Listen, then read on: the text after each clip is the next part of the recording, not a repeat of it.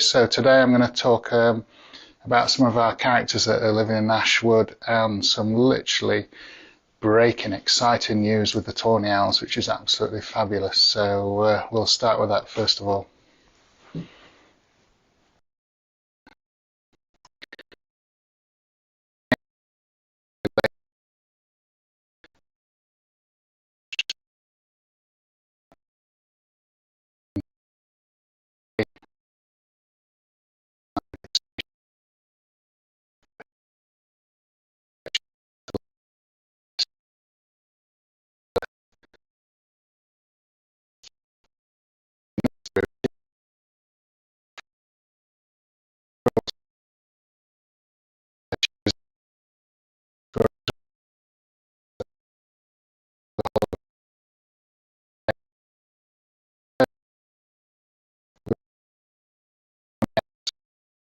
Superb that it's actually happening in one of our nests, which is... We may have a sound issue.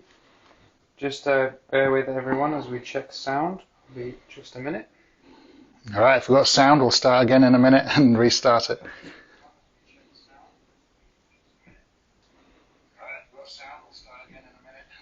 Okay, we seem to be losing sound when we play our videos, so I'll just look at that as we play the next. So Rob, if you just want to talk us through what we've just seen, as I don't think people would have heard, we can test the next one. Are we going from the top? Yeah, so if I just try that video again, we'll just take any comments anybody would be greatly appreciated as we go into the video once more. Yes, this is our female Tawny owl, and she's actually laid an egg, which is really exciting. This is her second attempt at nesting this year, but this happened just before 9 o'clock last night, and we've got this wonderful first glimpse of the egg, which is absolutely fabulous to see. So her first attempt was in March, and she was living in a tree with two hollows in. She was in the top hollow, squirrels were in the bottom hollow, and they dug through the hollow pith of the tree, and her eggs unfortunately must have dropped through. So this is great to see her on the second attempt, which is really unusual for Tawny owls. Once they get very close to hatching, they don't usually lay again, as is what's happened here with our Tawnies here. So that's absolutely brilliant to see, and in just over a few months we'll be just over 2 months we'll be seeing little guys like this, hopefully in the entrance hole, with everything works according to plan. That's what we're hoping to see. But we've captured some magical moments with them.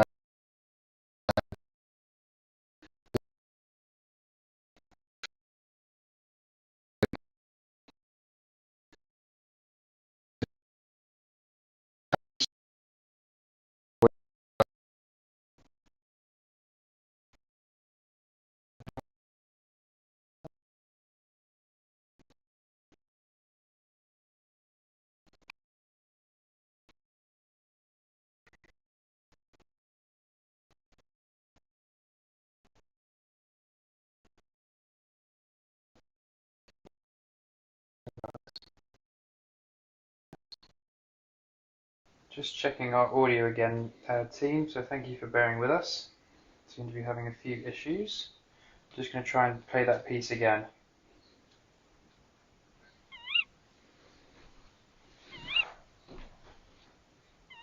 You just want to talk us through, Rob, and see if we get audio.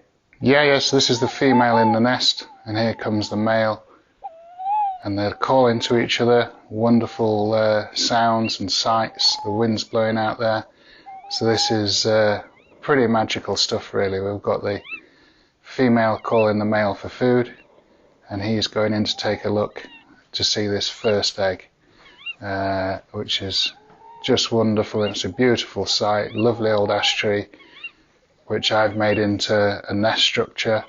That was just an big open hole where the Tawny owls used to nest many years ago, and then the front of the nesting chamber, which they're climbing up on here, actually just fell away. So I've rebuilt all of this, and we'll be bringing a video detailing how I actually made this nest and how they moved in. They did look in here in the winter, but then they chose to nest in a different site. It's hard for them to get in and out of this nest, which sometimes suits tawny owls, that they like quite deep holes quite often.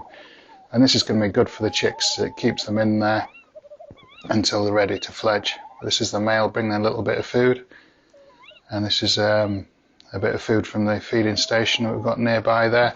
So this is, you know, absolutely wonderful stuff to be able to capture, these intimate moments with the tawny owls. Absolutely fabulous. So thanks again everyone for bearing with. We seem to be having some Wi-Fi issues, so we'll kind of keep posted on audio and try and make sure that you can hear Rob when he's talking. The next one we've got to show is our Kestrel. Yeah, so we've got Kestrels there at Ashwood as well, and while I was building the boxes I could see this, you know, younger male Kestrel. He's under 2 years old, and we'll just take you through some of little moments of his sort of time at Ashwood. Get this video.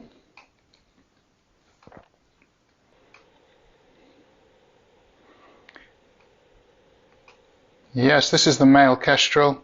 He's under 2. You can see he's got a grey head and a grey tail, which indicates he's a male, but that barring across his tail indicates he's less than 2 years old. So he's probably going to be 2 years old this year, and the following year he'll lose the black barring on his tail, but remaining a deep black bar at the bottom, and then a trimming with white.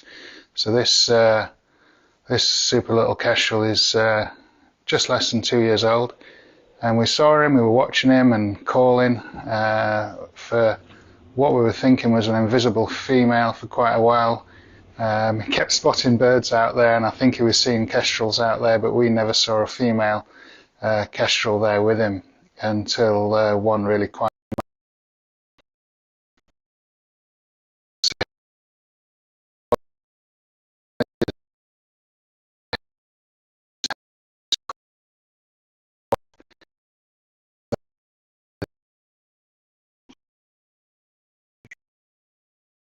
So sorry again team, we seem to be losing audio intermittently. I think we've got a few Wi-Fi issues due to the rain for the first time in a long time. So I'm just going to try and play that piece again and see if we can hear that one.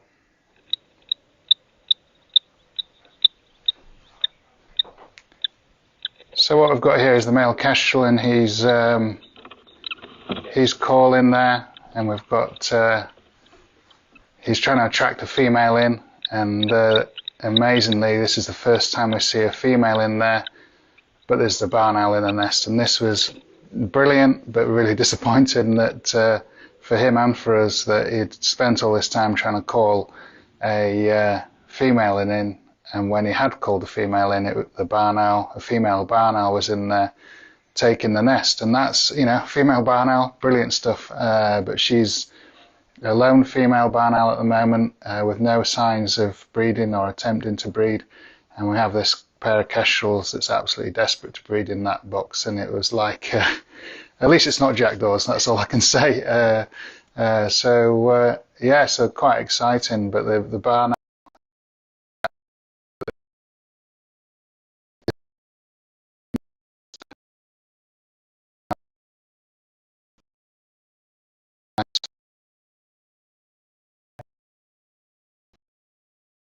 Seem to be having problems with just connecting to these audio files, so I'm just going to play that again and see if that works. So this is the female barn owl popping into the nest, and this is a super little moment where she's heading into the box. This is her first time in there. You can tell the way she enters, quite ungainly, but this is her in there peering at the camera, and this is when we work out who she is. She's actually from 2017, one of our surrogate owls that we've had as a rescue owl that we've put into our natural site, and she was raised by Barney just here. So quite incredible to see her doing so well, not far away. Or, you know, 4 years later she's still alive, doing well, and slightly disappointed she hasn't got a mate, but we'll keep watching her and hopefully she'll draw a male in. So super stuff. So next we've got little owls. I'm going to try a little trick.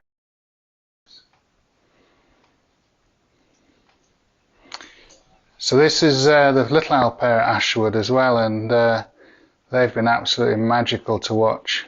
Quite tricky little things to film. Filming inside nests is quite a tricky thing. It's not been done really well before, and we've got very, very close to it this year. I'm bobbing into 2 different nest sites here.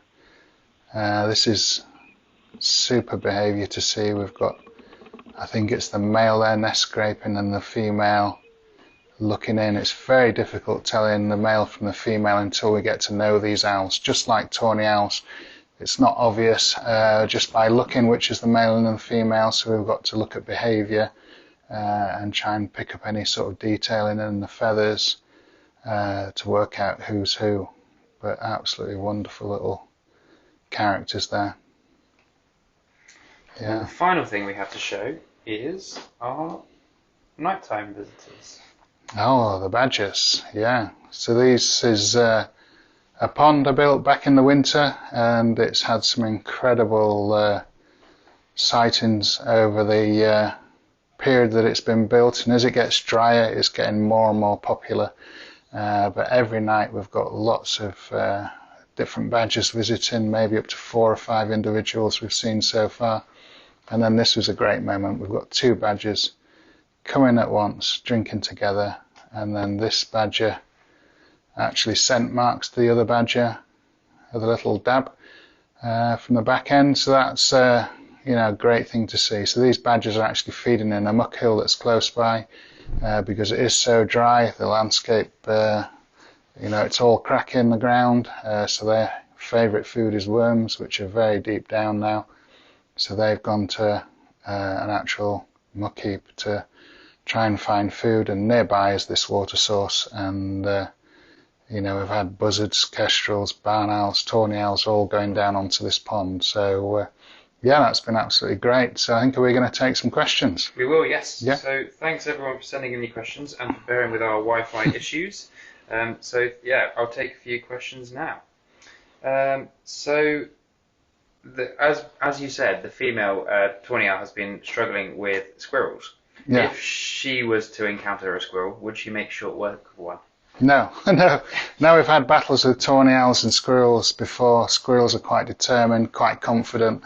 There was actually a squirrel in with her at the weekend. She was at the floor preparing to nest, and the squirrel didn't really give a damn. It was walking round inside the top of the nest, and bits of wood were falling on the tawny owl. So the squirrels can push tawnies out.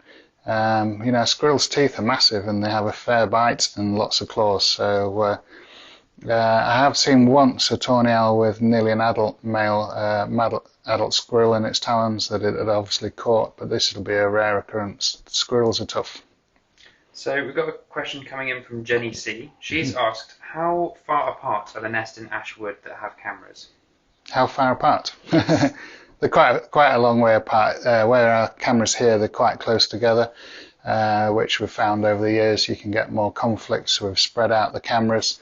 The nest sites by over 100 metres each, some 200 metres. They're fairly well spread out, the nests. Lucy Hills asks, what is the owl's biggest threat?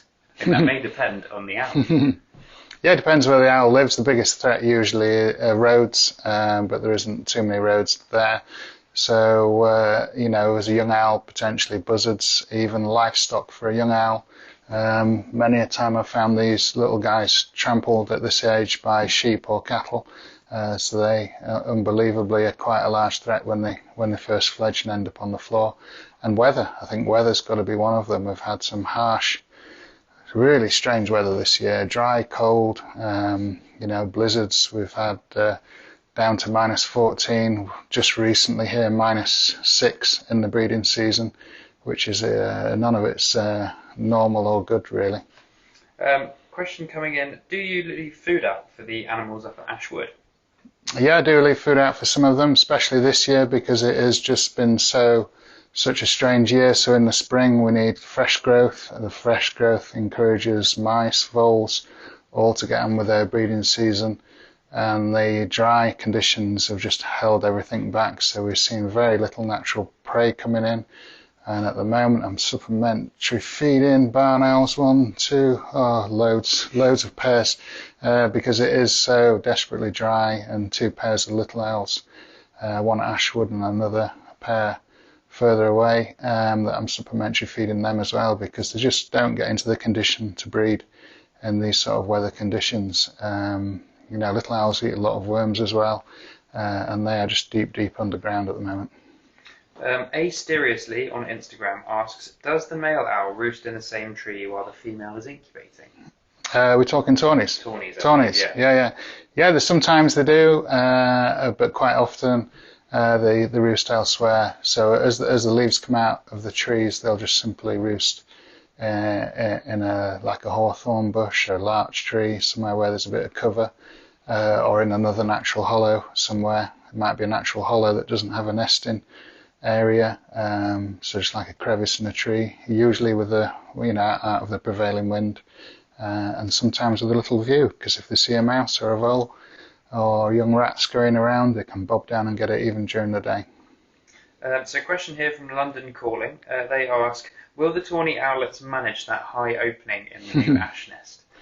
Yeah, they will do. Yeah. This is part of the plan, really, is to because they often nest in beech stump, and in beech stump the owlets can get out of there about 5 weeks old, if not slightly earlier, which is really too early for a young tawny owl to fledge, because they nest usually earlier in the year. They end up on the floor, getting wet, and they become more sort of vulnerable. So the idea is with tawny nests that you have, I can't show it on camera, but about 60-80 centimetres down to the nest quite often, and it isn't easy for them to get in and out of, hence why they nested somewhere else first. But this is good for the chicks, it keeps them in there. But tawny owls and little owls and all the other owls, as chicks, that can climb a vertical tree trunk. I don't think I've got a picture of it here. I've got some unbelievable pictures of young little owls climbing up vertical tree trunks using the claws. They get tired, they put the beak in as a grappling hook, have a little rest, and then they go again, and they actually fly, walk, scramble straight up a vertical tree trunk. And I've seen this happen dozens of times with tawny owls, little owls, and barn owls to an extent. Yep. So that's probably all the questions we have time for today. So thank you everyone for sending those in. We have a couple of announcements on naming of animals, really. So the first one is the stoat naming, which will be launching today. And I can give you those names, Rob. Let's have some names. They're all good names. So we've got Tess, Bella, Hazel, and Fizz. I quite like Fizz, but anyway, let you decide. So that poll will start today. We'll leave links in the description, and you'll be able to vote on that until next week. And then we're also taking suggestions for tawny owl pair. So suggestions for the names for the tawny owls up at Ashwood, and so we look forward to developing these into characters we can follow. Now we've obviously been seeing them there, but now we've actually got them in a nest site. We know which is the male, we know which is the female now. They're very similar in looks, but just in general, if you see one that's got a little bit of a tatty tail, tatty at the end of the wings, it's the female, because she's in that nest site, and she's sitting on those eggs. So if any of the tail feathers are slightly frayed, you'll be able to see that's the female straight away. So to confirm on that, we're taking votes for the stoat name this week, and any suggestions for tawny owl names as well. And then next week we'll be running the vote for the tawny names. So thank you again for tuning in and for bearing with our technical issues. All right, see you then. Bye.